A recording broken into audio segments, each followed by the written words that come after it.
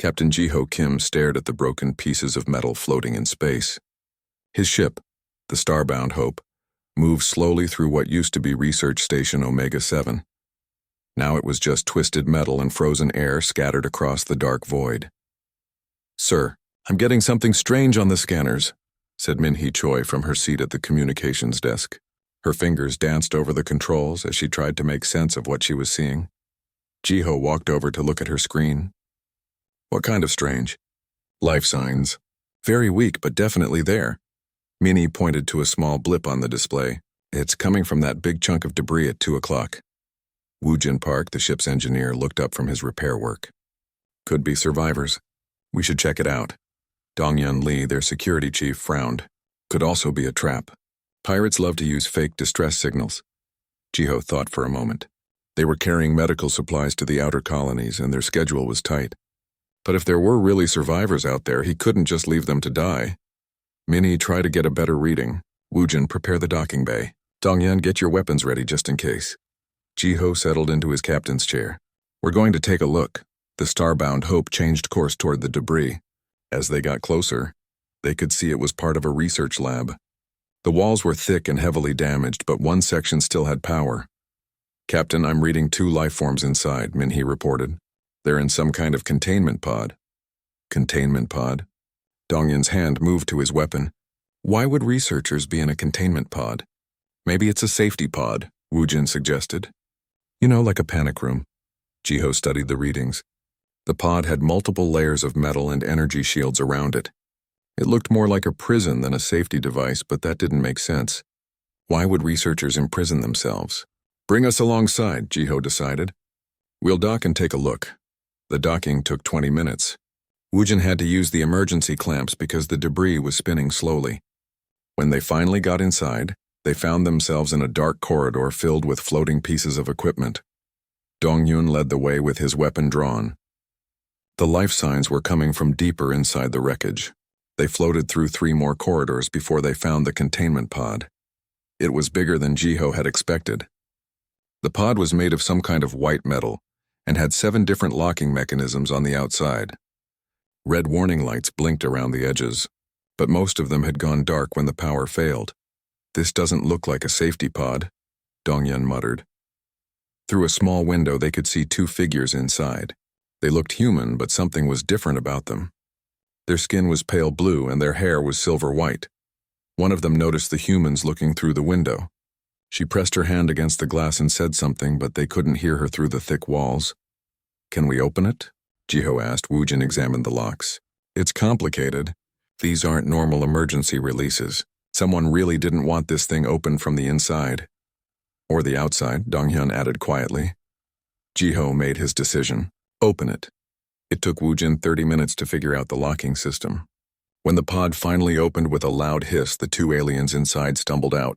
They were definitely not human, but they looked similar enough that it wasn't shocking. The taller one spoke first. Her voice was musical but tired. "Thank you. We thought we would die in there." "I'm Captain Jiho Kim," he said. "This is my crew." "What happened here?" "I am Nara," the taller alien said. "This is my sister Hana." The younger alien stayed close to Nara and didn't speak. "We were researchers here. Pirates attacked 3 days ago. They killed everyone else. Why were you locked in that pod?" Dong-Yun asked, still suspicious. Nara's expression became sad. "It was the only safe place. When the pirates came, we ran to the emergency shelter. The automatic systems locked us in to protect us." It made sense, but Jiho noticed that Hana kept looking around nervously. She seemed afraid of something, though he couldn't tell what. "We study energy patterns," Nara continued. "How different types of energy move through space and affect matter. It is peaceful work, but the pirates wanted our research for weapons." Woojin examined the pod more closely. "Captain, this thing has 7 different locking systems.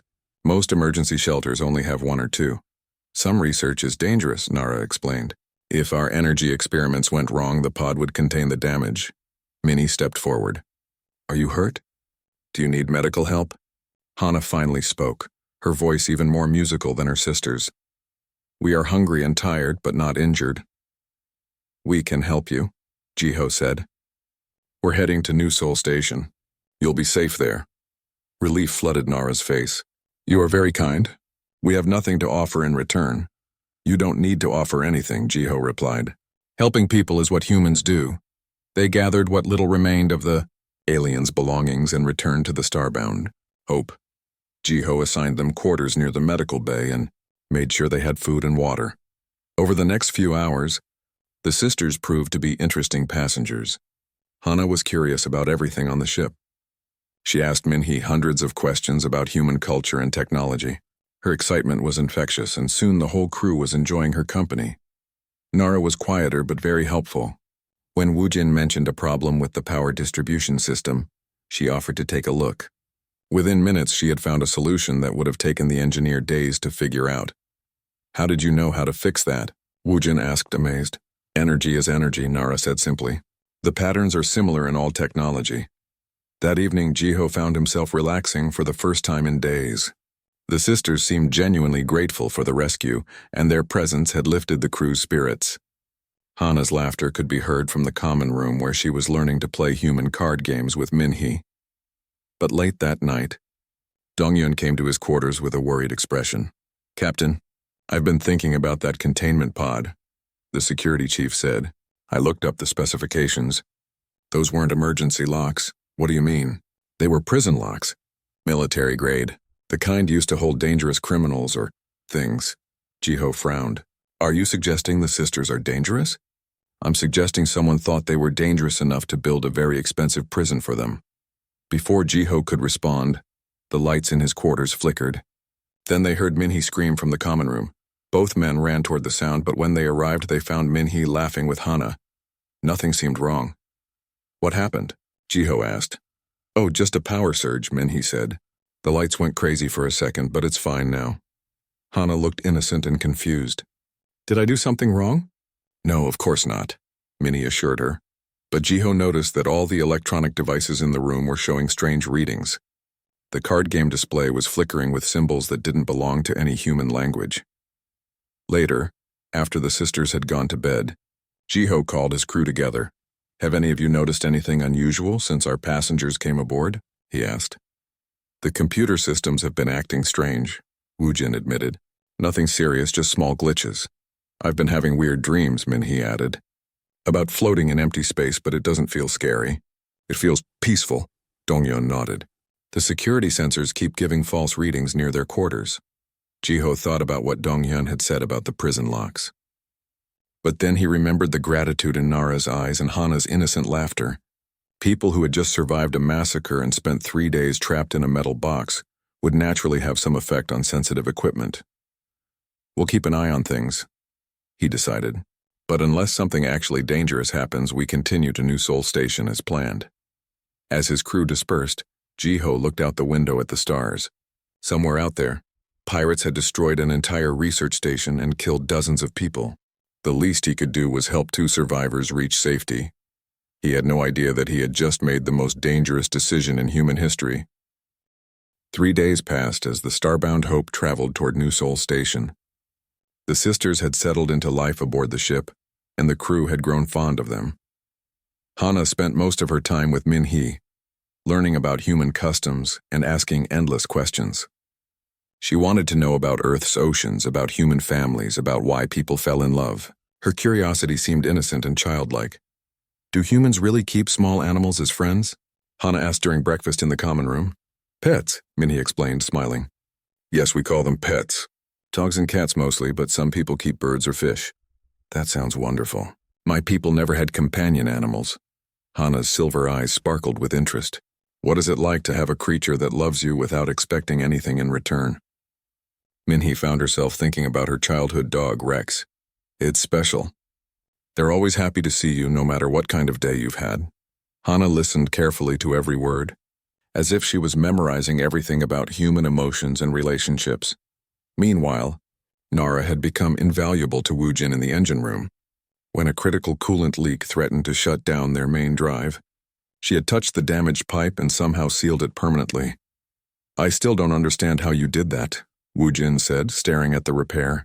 The metal actually fused back together.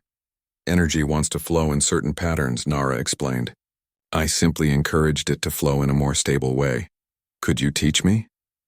Nara smiled sadly. I am afraid it is not something that can be taught. It is part of what my people are.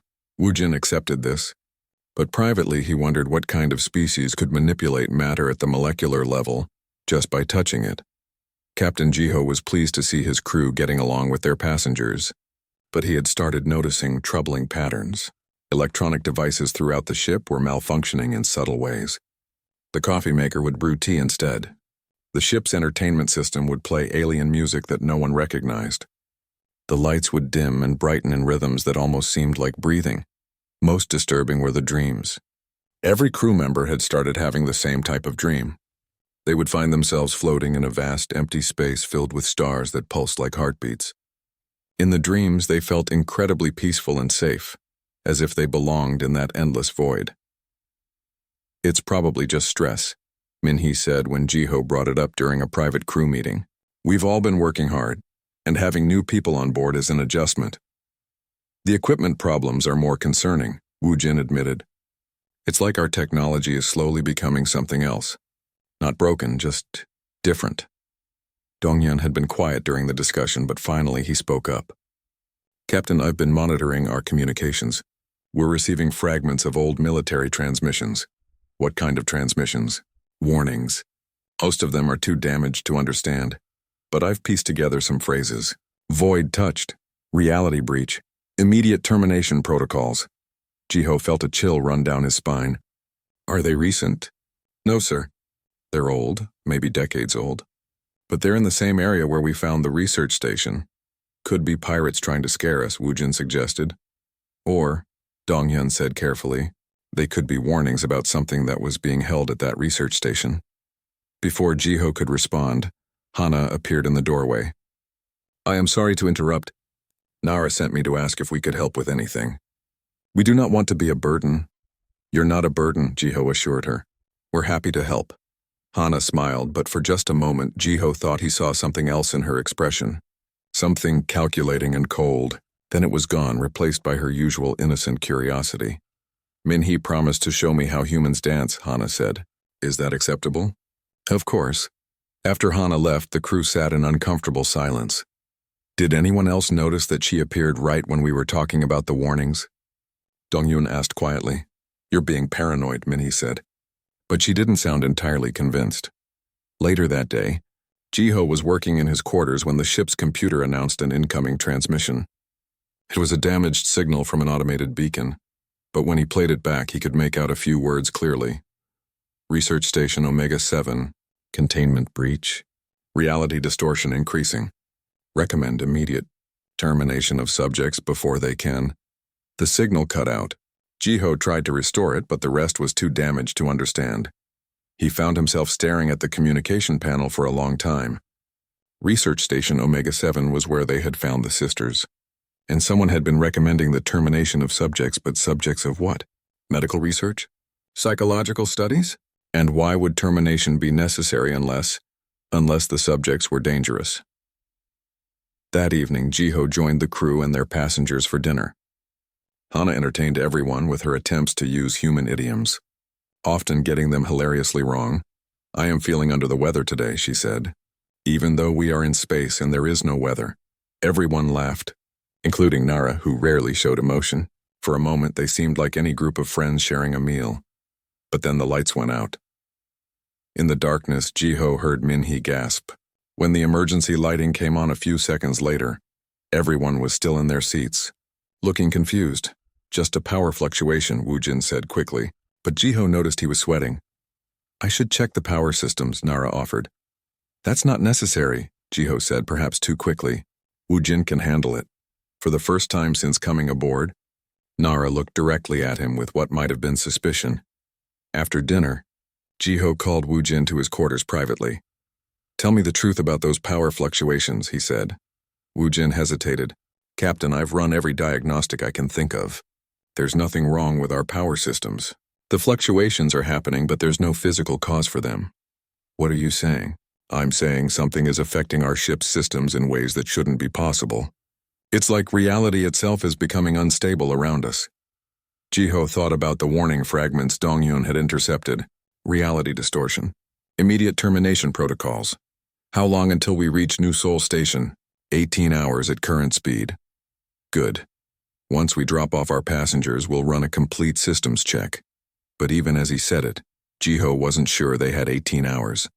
The dreams were getting stronger each night, and this morning he had caught himself humming a melody that he had never heard before. A melody that sounded like it came from the vast empty spaces between stars. That night, Jiho dreamed again of floating in the void. But this time he wasn't alone. Nara and Hana were there, but they looked different, larger, more powerful. Their eyes held the light of dying stars, and their voices spoke directly into his mind. "Do not fear us," they said together. "We offer only peace. The peace of the endless dark between worlds." Jiho woke with a start, his heart pounding. On his desk, the computer screen showed symbols that definitely weren't human.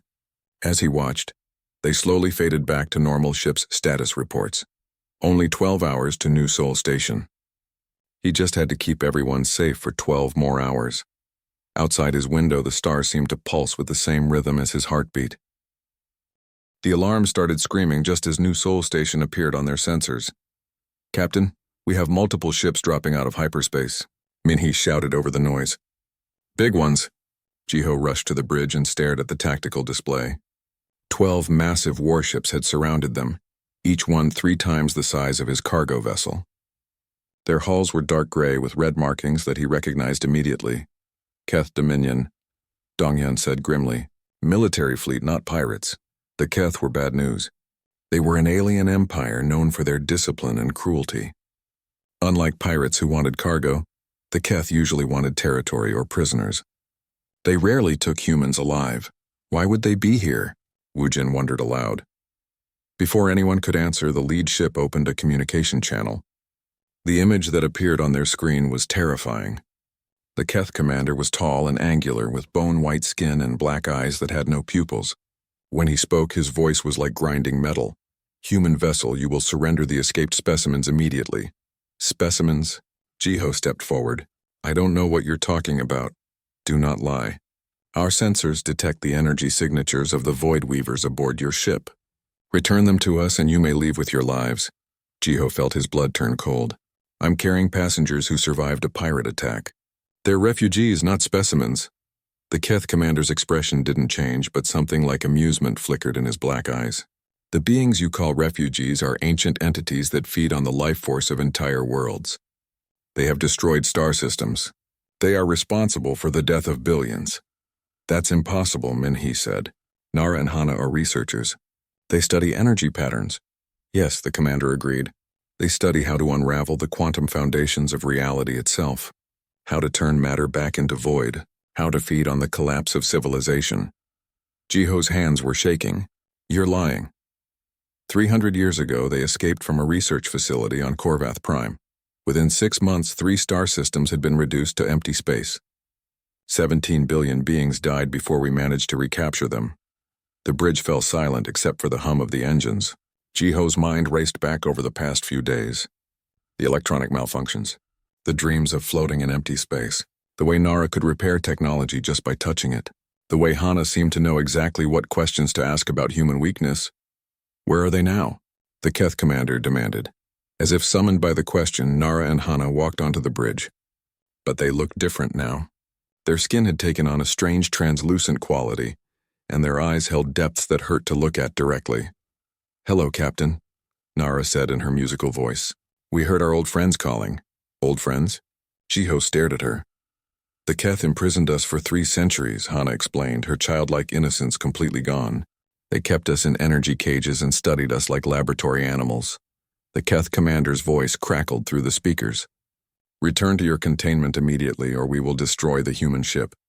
Nara laughed, and the sound made every piece of electronic equipment on the bridge flicker. "You assume we need this ship to survive. The humans helped us," Hana added. "They were kind to us when you were cruel. Perhaps we should show them what kindness means to beings like us."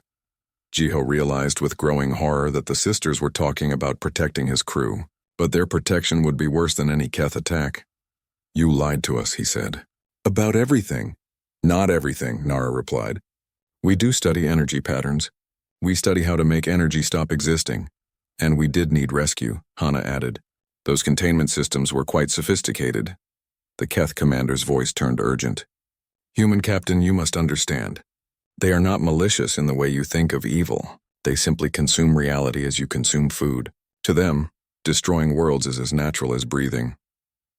We prefer to think of it as returning things to their natural state, Nara said calmly. The void between stars is peaceful, perfect. We help worlds achieve that perfection. Dongyun had his weapon drawn, but it was shaking in his hands. How do we fight something like this? You don't, Hana said kindly. But you don't need to be afraid. We like you. We'll make your deaths quick and peaceful.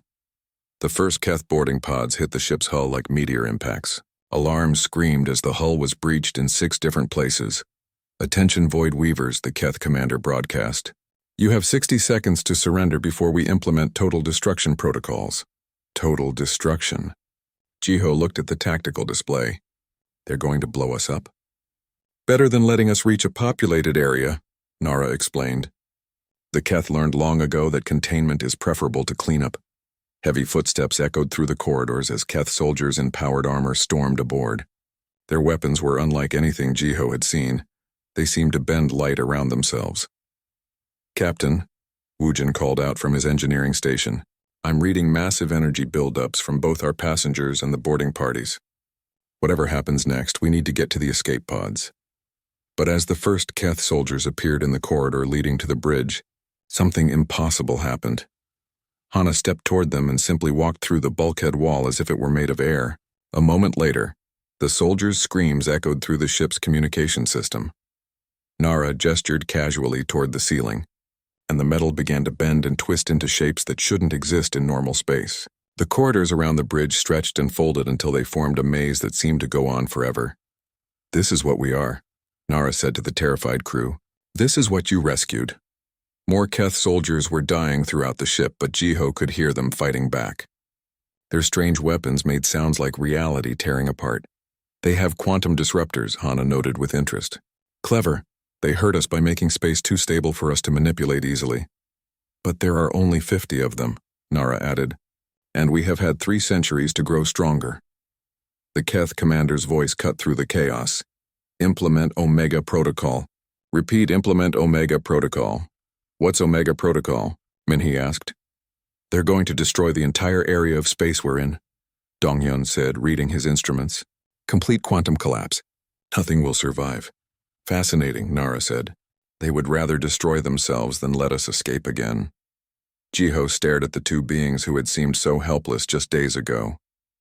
The Keth were willing to commit suicide to stop them. That told him everything he needed to know about how dangerous they really were, but it also gave him an idea. How long do we have? He asked Dongyun. Based on their energy buildup, maybe 10 minutes. 10 minutes to figure out how to fight beings that could walk through walls and bend reality. 10 minutes to save his crew from both the Keth and the creatures they had unwittingly rescued. As more soldiers died in the twisted corridors below, Jiho began to form a desperate plan. The Keth had failed to contain the Void Weavers using advanced alien technology. But maybe they had been thinking about the problem wrong. Maybe what they needed wasn't more advanced technology. Maybe what they needed was something so primitive that beings who manipulated quantum reality couldn't understand it. Something human. Wu Jin, I need you to shut down all our advanced systems, Jiho ordered. Everything computer-controlled. Switch to manual backups only. Captain, that will leave us with minimal life support and no weapons, Wu Jin protested. Do it now. As the engineer's fingers flew over his controls, the ship's lighting dimmed to emergency levels. The smooth hum of automated systems died away, replaced by the rougher sounds of mechanical backups kicking in. What are you doing? Nara asked, tilting her head with curiosity. Something you won't expect, Jiho replied. Throughout the ship, the sounds of battle continued. Keth soldiers were dying, but they were taking their time and making the Void Weavers work for each kill. Every few seconds, one of their quantum disruptors would fire, and reality would stabilize just long enough for normal weapons to function. Minhee, can you reach the cargo bay? Jiho asked. The corridors are all twisted around now, but I think so. Why? We're going to make a trap. But first I need to know something. He turned to face Nara and Hana. You fed on the dreams of my crew. You learned about human psychology and behavior. What did you learn? That humans are wonderfully unpredictable, Hana said with genuine pleasure. Most species follow logical patterns. When threatened, they either fight or flee. When offered power, they take it. When shown truth, they accept it. But humans, Nara continued, often do the opposite of what logic suggests. It makes you fascinating to study. And harder to predict, Jiho said. Much harder, Hana agreed. Why do you ask? Jiho smiled grimly. Because I'm about to do something completely illogical. He activated the ship's internal communication system, using the manual controls. All crew members, this is the captain. Abandon all positions and fall back to Cargo Bay 3. Repeat, everyone to Cargo Bay 3 immediately. Captain, Dongyun said quietly. Cargo Bay 3 is where we keep the emergency supplies. If we trap ourselves there, we'll have no way out. That's the point, Jiho replied. Mini, can you send a message to the Keth commander? On backup communications, yes. Tell him we're falling back to Cargo Bay 3 with the specimens. Tell him we're trying to protect them. Minhee looked confused but sent the message. Within moments, the sounds of battle shifted. The Keth soldiers were fighting their way toward the cargo bay, herding the Void Weavers in that direction. Clever, Nara said approvingly. You're using the Keth to drive us into a confined space. But Cargo Bay 3 has only one entrance. You'll be trapping your crew with us. I know, Jiho said as they made their way through the twisted corridors. The cargo bay was a large rectangular room normally used for storing medical supplies. Now it would serve a different purpose. As the crew gathered inside, Jiho could hear the Keth soldiers getting closer. Wujin, what's our power situation on manual systems? We've got about 60% of normal capacity, the engineer reported. All of it mechanical or chemical power. No quantum systems active. Good. How much chemical explosive do we have? Wujin's eyes widened. Captain, if you're thinking about blowing up the cargo bay, the blast will kill everyone inside. Maybe. Or maybe beings that can walk through walls can also survive explosions. Hana clapped her hands together delightedly. Oh, you're going to try to kill us. How wonderfully direct. Not exactly, Jiho said. The first Keth soldiers appeared at the cargo bay entrance, their armor scorched and their weapons glowing with quantum energy. Behind them came more soldiers, all of them focused on the two Void Weavers. Surrender the specimens, the lead soldier demanded. We are not specimens, Nara said coldly. She gestured toward the Keth, and the air around them began to shimmer. But then the quantum disruptors fired and the shimmering stopped. For a moment, the Void Weavers looked almost normal again. The Keth soldiers advanced, but Hana laughed and stepped sideways through a cargo container. She emerged behind them and touched one soldier's armor. The metal began to dissolve. More disruptors fired. The battle was fierce but confined to the cargo bay exactly as Jiho had planned. Now, he shouted to Wujin. The engineer hit the manual controls and every piece of mechanical equipment in the cargo bay activated at once. Conveyor belts started moving. Hydraulic lifts began cycling up and down. Automated loading arms swung back and forth. It was chaos, but it was predictable chaos. The machinery followed simple mechanical patterns that the Keth could understand and avoid. But the Void Weavers were confused. They tried to phase through a conveyor belt and found themselves carried along with it. When Nara attempted to bend reality around a hydraulic lift, the machine's simple mechanical nature resisted her powers. What is this? Nara demanded. Physics, Jiho replied. Simple, stupid mechanical physics. No quantum systems for you to manipulate. No complex electronics to confuse. Just gears and pulleys and hydraulics. A Keth soldier fired his disruptor at Hana, but she was already moving to avoid it. She stepped backward into a loading arm that knocked her across the room. The arm was too simple to be affected by her reality warping abilities, and too predictable for her to be surprised by it twice. The machinery is hurting them, Dongyun observed. Like sheepdogs. The Keth soldiers began to understand the plan. They coordinated their attacks with the machinery, using the predictable mechanical patterns to corner the Void Weavers. But Jiho had one more surprise. Minhee, remember what Hana told you about humans? About how we do the opposite of what logic suggests? Yes, she said, watching the battle with wide eyes. Tell me something illogical that a human might do in this situation. Minhee thought for a moment. Try to save the enemy? Exactly. Jiho activated the ship's communication system again. Attention Keth forces. We want to negotiate. The fighting stopped. Everyone in the cargo bay stared at him. The Keth commander's voice crackled through the speakers. You wish to surrender? No, Jiho said. We want to offer you a trade. What kind of trade? Safe passage for my crew in exchange for helping you solve your Void Weaver problem permanently. Nara and Hana looked at him with genuine confusion. You would betray us? Nara asked. After we trusted you? You lied to us about everything, Jiho pointed out.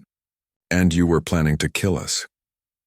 But we were going to make it pleasant, Hana protested. The absurdity of the situation might have been funny under different circumstances. Here they were, haggling with reality-destroying entities about the proper way to commit murder. What are you proposing? The Keth commander asked.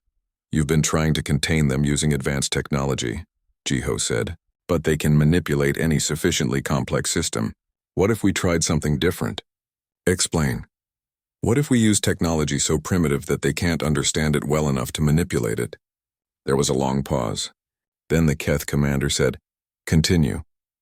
Jiho looked at the Void Weavers, who were watching him with the kind of attention that predators give to prey. They were curious about his plan, which meant they weren't taking it seriously. That was exactly what he was counting on. We're going to build them a prison, he announced, but not the kind you think. The Keth commander materialized in the cargo bay using a personal teleporter, flanked by 6 of his most elite soldiers. Up close, he was even more intimidating than on the screen. His bone-white skin seemed to absorb light, and his black eyes reflected nothing. Your proposal has merit, human, he said in his grinding voice. But explain how primitive technology could contain beings that manipulate quantum reality. Because, Jiho said, they can only manipulate what they understand. And I don't think they really understand humans. Nara and Hana exchanged glances. For the first time since revealing their true nature, they looked uncertain. We have studied your species extensively, Nara said. Your psychological patterns, your social structures, your technological development. We understand you quite well. Do you? Jiho challenged. Then tell me what I'm thinking right now. Hana concentrated, her silver eyes glowing slightly. You are planning something. But the thoughts are scattered, chaotic. It's like trying to read a book where all the pages are mixed up. Exactly, Jiho said. Human consciousness doesn't work like other species. We don't think in logical patterns. Our brains are messy, contradictory, and unpredictable. That's why you can manipulate our technology, but you can't manipulate us directly. The Keth commander studied Jiho with those depthless black eyes. What does this have to do with containment? Everything, Jiho replied. You've been trying to build cages that work by preventing them from using their powers. But what if we built a cage that works by confusing them so much they can't figure out how to escape? A psychological prison, Dongyun said, beginning to understand. More than that, Jiho continued. A prison built from human irrationality itself. He turned to face the Void Weavers directly. You said you find humans fascinating because we're unpredictable. You've been studying us, trying to understand how we think. But what if that study was exactly what we wanted you to do? Nara's expression became very still. What do you mean? I mean, Jiho said, that everything you learned about us was true, but it was also incomplete. You learned that humans are unpredictable, but you didn't learn why. He gestured toward his crew. Minhee, tell them why you became a communications officer. Because I wanted to help people talk to each other, she said, confused by the question. And Wu Jin, why did you become an engineer? To fix things that are broken, Dongyun. To protect people who can't protect themselves. And me? Jiho continued. I became a cargo ship captain because I wanted to help supply the outer colonies, to make sure people on the frontier had what they needed to survive. The Void Weavers listened with growing confusion. Do you see the pattern? Jiho asked them. We all chose careers that involve helping others, not because it's logical or profitable, but because it's what humans do. We help each other even when it doesn't make sense. This is irrelevant, Nara said, but her voice lacked its usual certainty. Is it? Jiho asked. You've been studying human behavior, but you missed the most important thing about us. We're not just unpredictable to you, we're unpredictable to ourselves. He walked closer to them, ignoring the way reality seemed to bend slightly around their forms. You think you understand us because you've seen our patterns. But human patterns are built on contradictions. We're selfish creatures who constantly sacrifice for others. We're logical beings who make decisions based on emotions. We're individuals who define ourselves by our relationships. What is your point? Hana demanded. My point, Jiho said, is that you can't contain beings like us because we contain ourselves. Every human carries a prison made of their own contradictions, and somehow we turn those contradictions into strength. The Keth commander stepped forward. How does this help us contain them? Jiho smiled. It doesn't, but it does give us another option. He turned to address everyone in the cargo bay, his crew, the Keth soldiers, and the Void Weavers. I'm offering everyone here a choice. The Keth want to contain these beings forever. The Void Weavers want to consume reality. But there's a third option. Which is? The Keth commander asked. We give them something they've never had before, Jiho said. We give them the chance to choose what they want to be. Nara laughed, and several pieces of equipment sparked. We know what we are. We are entropy made conscious. We return chaos to order by making everything nothing. No, Jiho said firmly. That's what you've always done. But it's not necessarily what you have to do. Humans change. We become different than what we started as. That's what makes us human. You're suggesting they can change their fundamental nature? The Keth commander said incredulously. I'm suggesting that choice is what matters, Jiho replied. Not nature, not programming, not even instinct. Choice. He looked directly at the Void Weavers. You've been prisoners for 300 years. You escaped and were immediately hunted again. You've never had a real choice about what to do with your existence. And what choice would you offer us? Hana asked. Jiho took a deep breath. This was the moment everything depended on. I'm offering to let you go, he said. Right now. No more containment, no more hunting. But in exchange, you have to make a real choice about what kind of beings you want to be. The cargo bay fell completely silent. Captain, Dongyun said quietly, if they choose to keep destroying worlds, then humanity will fight them, Jiho said simply. But they'll fight us as free beings making their own decisions, not as prisoners lashing out at their captors. The Keth commander's armor began to glow as his weapons charged. This is madness. You would risk all life in the galaxy on the hope that monsters will choose to be moral? Yes, Jiho said. Because that's what humans do. We believe that anyone can choose to be better than they are. Nara and Hana stared at him for a long moment. Then slowly the strange, translucent quality faded from their skin. The depth disappeared from their eyes. They looked almost normal again. You would trust us? Nara asked. After knowing what we are? I would give you the chance to trust yourselves, Jiho replied. The Void Weavers looked at each other. Some silent communication passed between them.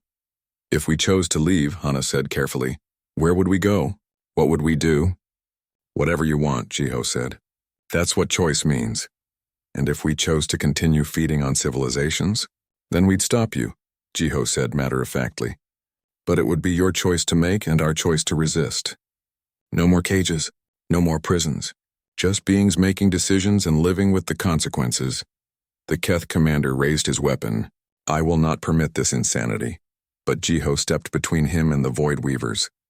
Then you'll have to go through me. And me, Minnie said, moving to stand beside her captain. And me, Wujin added. And me, Dongyun said, even though his hand was still on his weapon. The Keth commander stared at them. You would die to protect beings that could destroy your entire species? We would die to protect their right to choose, Jiho corrected. Just like we'd die to protect your right to choose differently.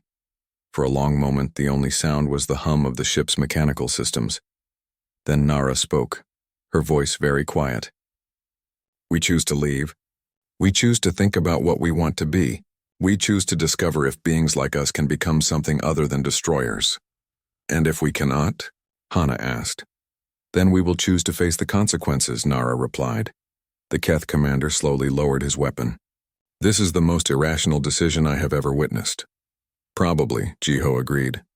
But that's what makes it human. The Void Weavers walked toward the cargo bay exit. As they passed Jiho, Nara paused. Thank you, she said, for showing us that choice exists. Thank you for choosing to consider it, he replied. They left the ship using the same teleportation method the Keth had arrived with, simply stepping through the hull as if it weren't there. But this time it felt different, less like a demonstration of power and more like a choice to leave. The Keth commander watched them go, then turned to Jiho. If they return to their old ways, My people will hold humanity responsible. And if they don't, Jiho said, maybe we'll all learn something about the power of choice. As the Keth forces departed, Jiho's crew gathered around him in the cargo bay. Captain, Minhee said, do you really think they'll choose differently? I don't know, Jiho admitted, but I think they deserve the chance to find out. And if they don't? Jiho looked out at the stars through the cargo bay's small window. Somewhere out there, two ancient beings were flying free for the first time in centuries, carrying with them the possibility of becoming something new. Then we'll face that choice when it comes, he said. That's what humans do. We make choices, live with them, and then make new choices based on what we've learned. Even if the choice is to fight beings that can unmake reality. Especially then, Jiho said, because choosing to fight for what's right, even when you can't win, is the most human thing of all. 3 days later, they received a transmission from an automated beacon near the edge of known space. It contained only a few words, but they were enough. We choose to learn. We choose to grow. We choose to become more than we were. Thank you for showing us that choice exists. NNH Jiho smiled as he filed the message away. In a galaxy full of ancient empires and cosmic threats, humanity had found its place not through superior technology or overwhelming force, but through something much simpler and much more powerful.